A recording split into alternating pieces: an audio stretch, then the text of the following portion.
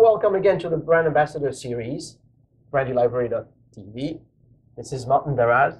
Nice to see you, Flavian. How are you? Nice seeing you. Thanks for being here. Pleasure to be here. And bringing my favorite.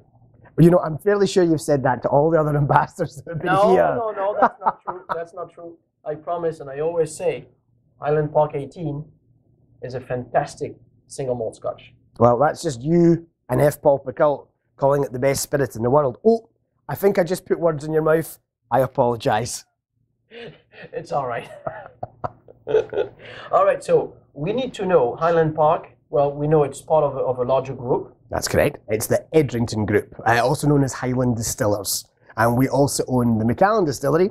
We also make the blends, Cutty Sark and the famous Grouse. And about 2 years ago, we acquired the rum company from the Dominican Republic called Brugal. And we feel that it's a very good addition to the overall Edrington Group portfolio, because we're now at a point where we're making rum, which is aged in the same exquisite sherry casks that we use to make Macallan and Highland Park. It's a natural synergy.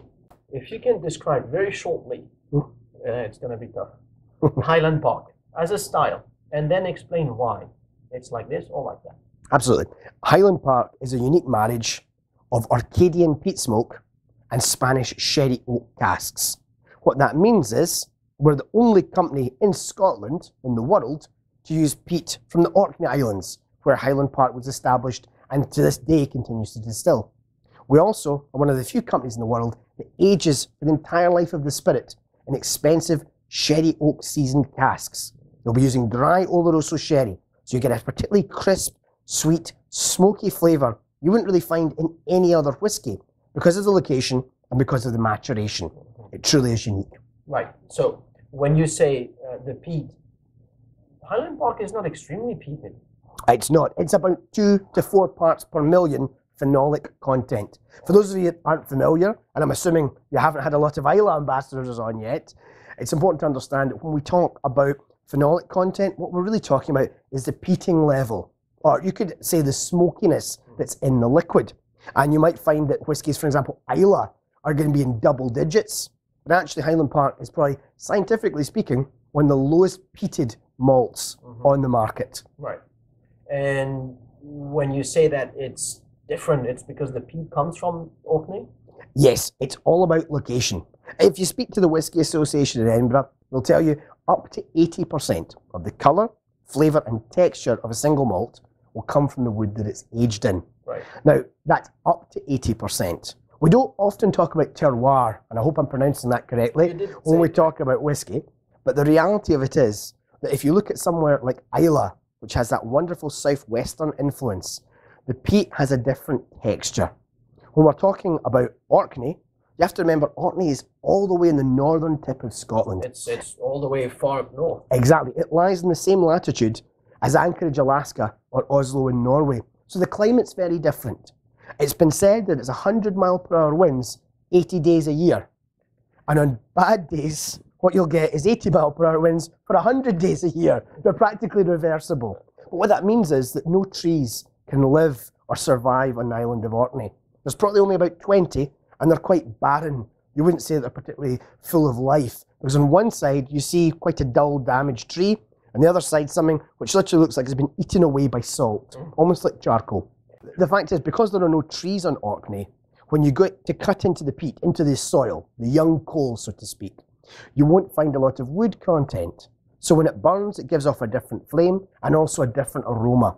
What you find with Islay whiskies is that there's more medicinal, more iodine smells that you would get. There's a lot of wood, tree root. It's all been composted down over a minimum of about 3,000 years to make that peat. So the peat down south is a lot stronger and harder because of the wood.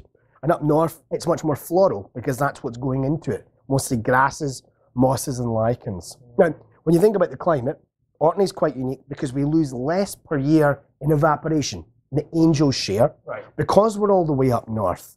If we were on the mainland, we might lose as much as 2% a year. So but up north, less? Yes, about 1% a year. That's And I think you notice that when it comes to Highland Park, because we have so many older whiskies, it's testament to the fact that we're in such a remote location and we're losing less, that we have more older stock. That's why we could release a 50-year-old and a 40-year-old the way that we did. All right. And so when you talk about the raw materials and the effect of terroir, what about the barley? I would like to take this moment to address this because, as I'm sure we're aware, there's a lot of companies, and we're no strangers to that at Edrington, who have promoted the whisky based on the strain of barley that's used. Now, that's great if we're talking about sometime in the mid-90s, or maybe even as far back as the 80s, to sell whisky based on an element like that. To my mind, given that most people are getting their barley and it's coming from Simpsons, who is a major agricultural supplier, and you can specify what you want and what texture, I'd argue that it's really probably not that important. I would say that when you're peating your barley, it's hugely significant. Right. And that's very, very relevant for island whiskies that continue to do that traditional process. But for everybody else, I wouldn't say it's as important. The strain of barley that we use for Highland Park, and I can tell you this just now, is optic. Right. But again, does that really make a difference? Will you walk into a liquor store or into a fine establishment like Brandy Library and say, I only drink whiskey that's been made from optic? I think there's probably a chance that Flavian will humour you and then possibly tell you there are other establishments within a 1 mile radius. The fact of the matter is, as with water, you can argue on a marketing level it's important, but what really matters is what you do with it. Right. And again, I really advise people to focus on whether or not the distillery is going to floor malt their barley, because most people would tell you that adds succulence to the finished whiskey. But at the same time, if you know that they're using a specific strain of barley, try not to let that influence your overall approach to the whiskey, because it really comes down to whether they've smoked the barley or not with peat, and then on top of that, what type of cask they've used. Right. Now, I'm sure if there's someone else that has a different response to that, I'd love to hear it. But right now, I can't see a significant reason to say that one barley is better than the other. I think as long as it's treated with tender loving care and the whiskey's made to a traditional recipe, it shouldn't be an issue. And at the end, we're left with that small cup from the heart of the run to go into cask to be matured. Okay. What's the alcohol percentage right there at the end of the spirit run? It will vary. It will vary according to different distilleries, but you can expect anything over and above 60 to 70% alcohol by volume. Right. It can be extremely strong coming off the still. Okay.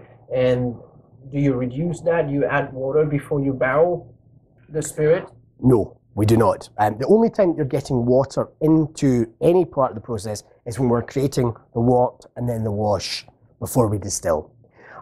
Simply put, at that point, we need the whiskey to mature at that strength because we'll lose a certain amount of strength and evaporation over the years. In the case of a 12-year-old, it's not that much. In the case of something like a 30 or 40-year-old, it could be significant.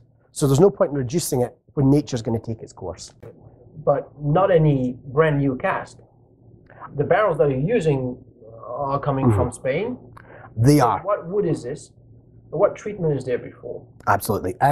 We're a bit different to other whiskey companies. And when I say different, we're exactly the same as a lot of other whiskey companies. Everyone is maturing in casks. Generally, they're going to be using bourbon barrels or sherry barrels. At Edrington Highland Distillers, we're a bit different because for both Highland Park and Macallan, we insist on creating our own casks, working with cooperages in southern Spain and also with sherry bodegas like Tío Pepe and González Baez. Our process takes about 6 years to raise a cask. What we'll do is we'll use wood from the Ozarks in Missouri in the USA. We'll also use wood from northern Spain, and all of that wood will be air dried in southern Spain at the cooperage. Right. Eventually, it'll be turned into a cask held together with sheer tension in those metal rings. It'll be put together by very experienced, time-served coopers. And then, when the cask is ready, it's toasted on the inside, not charred the way a bourbon barrel would be. That's significant because generally when you char a bourbon barrel, that American wood is going to give a lot of nice sweet vanillins which go into the liquid. But remember, we're filling our casks with sherry before we fill them with whiskey. So we have to be very careful not to introduce too much sweetness. And see, I've spoilt it a little bit because that's the next part of the process. We've made the cask, it's been gently toasted on the inside. We then give this cask that belongs to us to the sherry producers. And they'll fill it with a dry, mature Oloroso sherry. And it'll sit for about 3 years in their warehouse seasoning our barrel. When they finally take their sherry out, remember it belongs to them, and they send us our cask, there's roughly 11 litres of sherry soaked into that wood, which has a massive effect on flavour the first time we put that distillate in from the still. We'll use those casks about twice, And then we'll use them again for cask harmonisation before we bottle our whiskey. Please understand, these are very expensive barrels. Cost anything up to $1,000 a pop. Now, if you compare that to the fact that 90% of the Scotch business will be using bourbon barrels from Kentucky, which are significantly cheaper, around about $100, it doesn't make us better, it just makes us different.